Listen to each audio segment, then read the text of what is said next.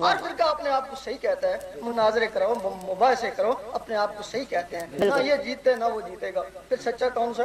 اس وقت سنی ہے، شیعہ ہے، وہابی ہے، کتنے فرقے ہیں، ان سب کو سنی، شیعہ، وہابی، دیوبندی، پرویزی سب کو کھڑا کر دو نا، اندر جھانک کے دیکھو نا، اندر سے سارے کالے ہیں، تو پھر وہ صحیح کون سا ہوگا؟ جو صحیح ہوگا وہ کالا تو نہیں ہوگا نا۔ حضور پاک کے زمانے میں نہ سنی تھا، نہ شیعہ تھا، نہ وہابی تھا، حضور پاک کے زمانے میں امتی تھے۔ امتی وہ ہوتا ہے، حضور پاک فرماتے ہیں، جو امتی وہ ہوتا ہے جس میں اللہ کا نور ہوتا ہے۔ حدیث شریف میں بھی ہے کہ قیامت کے دن امتوں کی پہچان نور سے ہوتی ہے۔ وہ امتی تھے۔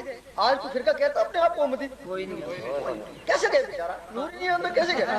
ان امتیوں میں نور تھا، جب وہ نور نکلتا گیا سنی شیعہ وہابی بنتا گیا۔ اگر تمہارے اندر دوبارہ وہ نور آ جائے تو کبھی نہیں کہو گے میں سنی ہوں، میں شیعہ ہوں، میں وہابی ہوں، یہی کہو گے بس امتی ہوں تمہارا یار، تمہارے یہی کافی ہے۔